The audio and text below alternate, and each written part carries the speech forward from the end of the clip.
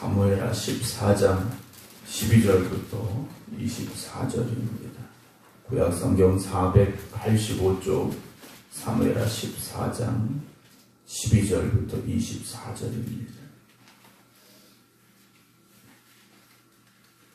여인이 이르되 청하건대 당신의 여종을 용납하여 한 말씀을 내 주 왕께 여쭙게 하옵소서 하니 그가 이르되 말하라 하니라. 여인이 이르되 그러면 어찌하여 왕께서 하나님의 백성에게 대하여 이 같은 생각을 하셨나이까? 이 말씀을 하심으로 왕께서 죄 있는 사람같이 되심은 그 내쫓긴 자를 왕께서 집으로 돌아오게 하지 아니하심이니이다. 우리는 필경 죽으리니 땅에 쏟아진 물을 다시 담지 못함 같을 것이오나 하나님은 생명을 빼앗지 아니하시고 방책을 베푸사 내쫓긴 자가 하나님께 버린 자가 되지 아니하게 하시나이다. 이제 내가 와서 내 주 왕께 이 말씀을 여쭙는 것은 백성들이 나를 두렵게 하므로 당신의 여종이 스스로 말하기를 내가 왕께 여쭈오면 혹시 종이 청하는 것을 왕께서 시행하실 것이라.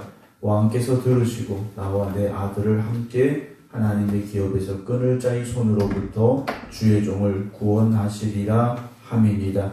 당신의 여종이 또 스스로 말하기를 내 주 왕의 말씀이 나의 위로가 되기를 원한다 하셨사오니 이는 내 주 왕께서 하나님의 사자같이 선과 악을 분간하심이니이다. 원하건대 왕의 하나님 여호와께서 왕과 같이 계시옵소서. 왕이 그 여인에게 대답하여 이르되 바라노니 내가 네게 묻는 것을 내게 숨기지 말라. 여인이 이르되 내 주 왕은 말씀하옵소서. 왕이 이르되 이 모든 일에 요압이 너와 함께 하였느냐 하니 여인이 대답하여 이르되 내 주 왕의 살아계심을 두고 맹세하옵나니 내 주 왕의 말씀을 좌로나 우로나 옮길 자가 없으리다. 왕의 종 요압이 내게 명령하였고 그가 이 모든 말을 왕의 여종의 입에 넣어 주었사오니 이는 왕의 종 요압이 이 일의 형편을 바꾸려 하여 이렇게 함이니이다. 내 주 왕의 지혜는 하나님의 사자의 지혜와 같아서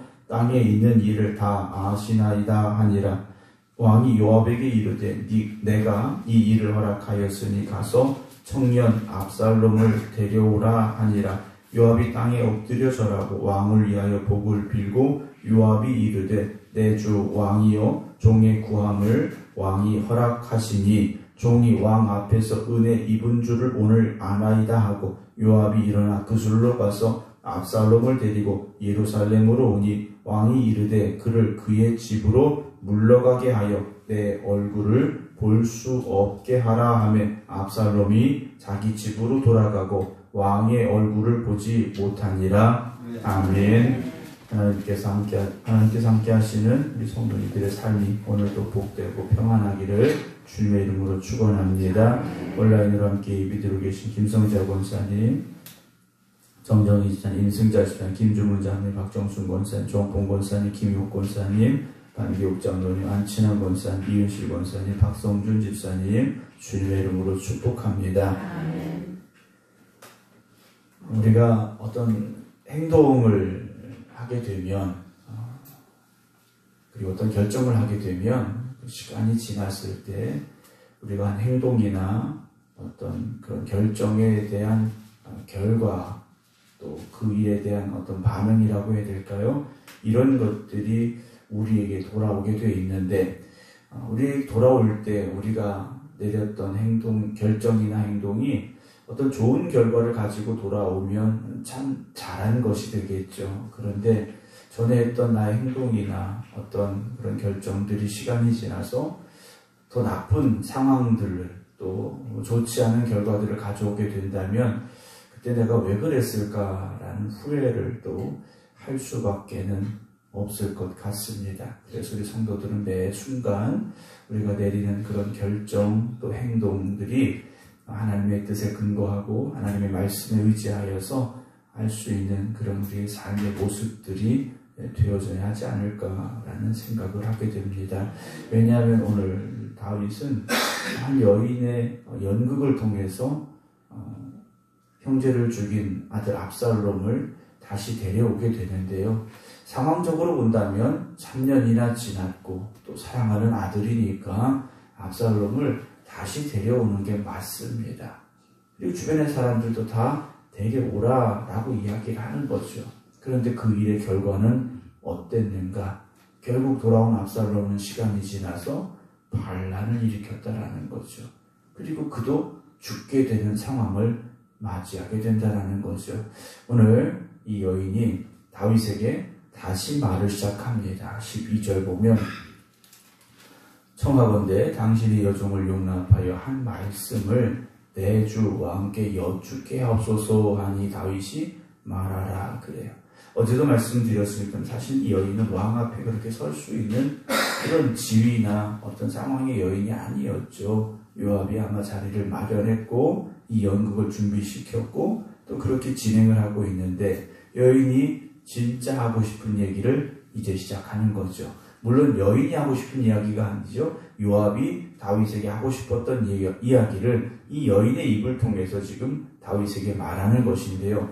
13절 이후에 나오는 말씀을 쭉 보면 이 여인의 말을 쭉 보게 되면 상당히 그럴듯한 말들이 나옵니다. 하나님의 성품을 이야기하기도 하고요. 다윗이 어떤 사람인가 참 다윗에 대해서 좋은 이야기들을 쭉 하게 됩니다. 그런데 여러분 우리가 하나님의 말씀을 사용할 때는 조심스럽게 사용을 해야 됩니다. 물론 우리가 성경을 읽다 보면 참 우리의 마음속에 위로가 되고 힘이 되고 소망이 되고 어떤 의지가 되는 말씀들이 분명히 있죠. 그러나 그 말씀 한 단어, 한 절만 떼놓고 생각해서는 안 된다라는 거죠. 왜 그 말씀이 성경에 기록되었는지, 그 앞에 무슨 내용이 있는지, 또 그 말씀 뒤에는 어떤 일이 있었는지를 우리가 전체적으로 보고 그 말씀의 의미를 우리가 생각해야 되지, 단지 한 절만 딱 떼놓고 우리가 그 말씀을 붙잡고 살아서는 안 된다는 거죠. 내게 능력 주시는데 내가 모든 걸 할 수 있다. 우리가 뭐 슈퍼맨이 된다는 말씀입니까? 하나님 나와 함께 하시면 우리가 어떤 환난 가운데도 믿음으로 이기고 나아갈 수 있고 어떤 고난과 환난 가운데도 우리가 이겨나가야 된다는 의미일 텐데 단지 그냥 모든 걸 다 할 수 있다 이렇게만 생각해서는 안 된다는 거죠. 그러니까 오늘 여인이 한 이 말들이요, 물론 하나님이 이런 분이 아니라는 건 아닙니다. 그런데 하나님의 성품을 인간의 생각을 가지고 짜집게 해버렸고 교묘하게 갖다 붙인 것에 불과하다라는 거죠. 그러니까 우리가 어떤 내 생각을 풀어내려고 또 내 주장을 합리화시키려고 하나님의 말씀을 갖다 맞춰서는 안 된다라는 거죠. 하나님의 말씀은 하나님의 말씀이지 그걸 내 생각을 어떻게 피력하려고 내 주장을 합리화시키려고 말씀을 여기저기 갖다 붙이면서 하나님이 이렇게 말씀하셨더라 내놓아서는 안 된다라는 겁니다. 그래서는 안 된다라는 거죠. 또 여인은요, 다윗이 듣기 좋은 말들을 계속 한 겁니다. 다윗이 어떤 사람인가를 여인은요 잘 말해주고 있어요. 그런데 그 말을 하는 이유가 뭡니까?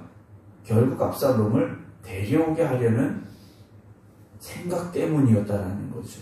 우리가 누군가 나에게 좋은 말을 해주고 듣기 좋은 소리를 해주는 걸 참 좋죠. 그러나 그걸 그대로 우리가 진짜 내 모습인 것처럼 착각하며 듣지는 말아야 됩니다.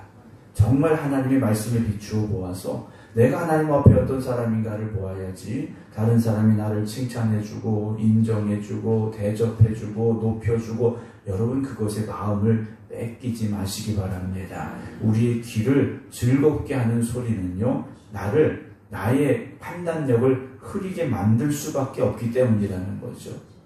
다윗은요 진실과 선악을 따져보지 못했습니다. 요압은 지금 다윗을 속이고 있다는 거죠. 여인의 입을 통해서 속이고 있는데 다윗은 진실을 알았습니다. 왜냐? 다윗이요 물어요. 요압이 너와 함께 했느냐라고 19절에 묻습니다. 다윗이 이 상황을 쭉 들어보고 여인이 하는 말을 들어보니까 이게 진짜가 아닌 것 같아요. 그래서 요압이 너한테 이걸 시켰느냐 물어봤습니다. 그러면 지금까지 이 여인이 한 말은 다 거짓인 거죠. 아무리 합리적이고 아무리 어떤 마음이 담겨져 진실된 마음이 담겨져 있다 자기들 생각에는 진실된 마음이 담겨져 있다 할지라도 이건 진실이 아닌 겁니다. 거짓인 거죠. 그리고 압살롬은 형제를 죽인 살인자입니다. 선악에 있어서 압살롬은 악한 일을 했다라는 거죠. 그럼 다윗은요, 진실되지 않았고, 그리고 선악에 있어서 악을 행한 이 아들을 벌하는 게 맞습니다. 그런데 그러지 못했다라는 거죠. 단지 요압이 원하는 대로 압살롬을 데려오게 됩니다. 왜 데려옵니까? 자기의 생각과 요압의 의도가 일치했기 때문이라는 거죠. 다윗도요, 이게 잘못된 걸 압니다. 그런데 자기가 원하는 게 뭡니까? 압살롬이 보고 싶은 거예요. 자기가 원하는 바입니다. 근데 원하는 바는 결국 어디로 가느냐? 자기의 욕심이 된다는 거죠. 그래서 우리는요, 내가 원하는 길이 아니라 하나님이 원하시는 길로 가기를 힘써야 됩니다. 내가 원하는 길로 가다 보면 그것이 욕심이 될 가능성이 훨씬 많기 때문이라는 거죠. 그리고 요압의 의도는 뭡니까? 압살롬을 잘 데려와서 나중에 자기가 더 인정받으려고 하는 욕심이 있었기 때문이라는 거죠. 세상을 살다 보면요, 서로의 욕심이 맞다 보면 거기서 뜻이 맞는 것처럼 보여지게 될 때가 있어요. 그러나 그건 뜻이 맞는 게 아니라 욕심이 서로 맞은 것에 불과하다라는 거죠. 다윗은요, 진리가 아닌 거짓에 속아 넘어주고 가고 있습니다. 진리가 아닌 것, 진짜가 아닌 걸 알면서도 속아 주고 있다는 거죠. 왜냐? 자기 생각에도 그게 좋은 것 같기 때문이라는 겁니다.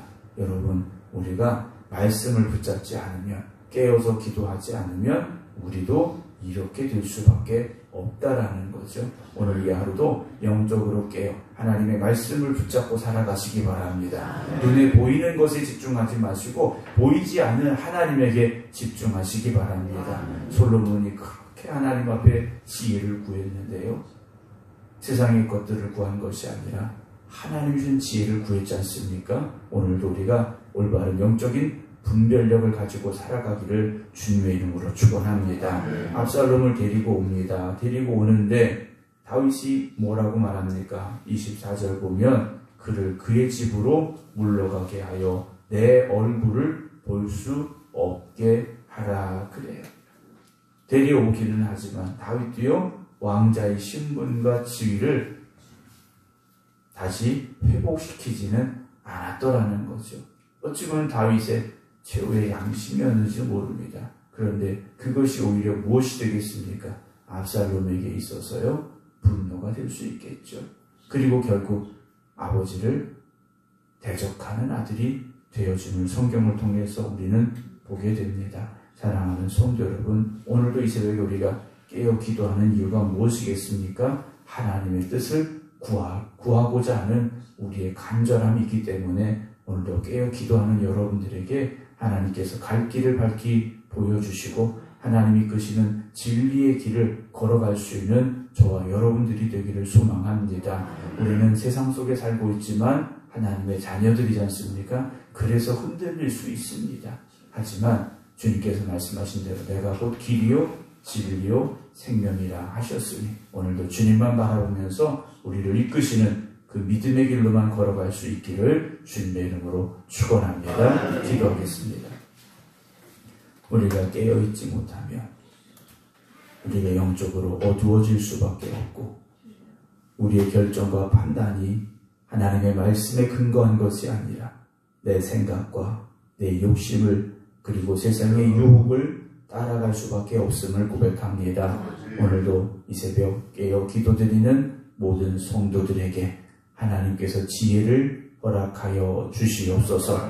갈 길을 밝히 보여 주시옵소서. 그래서 하나님께서 이끄시고 인도하시는 믿음의 길만 걸어가는 저희들 되게 하여 주시옵소서. 우리의 잘못된 생각과 욕심으로 인하여 오늘도 우리가 잘못된 판단과 결정하지 않도록 하나님 저희들을 붙잡아 주시옵소서.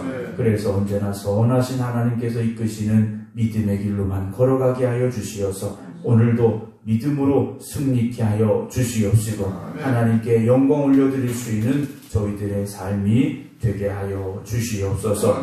오늘도 기도드리는 성도들의 삶과 가정과 일터 위에 주님 함께 하여 주시어서 모든 일이 합력하여 선을 이루어가게 하시되 먼저 하나님의 뜻을 구하는 저들 되게 하여 주시옵소서. 그래서 하나님께서 눈동자와 같이 지키고 보호하시고 축복하여 주시는 믿음의 성도들 되게 하여 주시옵소서. 이제는 우리 주 예수 그리스도의 은혜와 아버지 하나님의 무한하신 사랑하심과 성령님의 감동, 감화, 역사하심이 오늘도 이 새벽 하나님의 뜻을 구하며 기도드리는 모든 성도들 위해 이제부터 영원토록 함께 하시기를 간절히 축원하옵나이다. 아멘.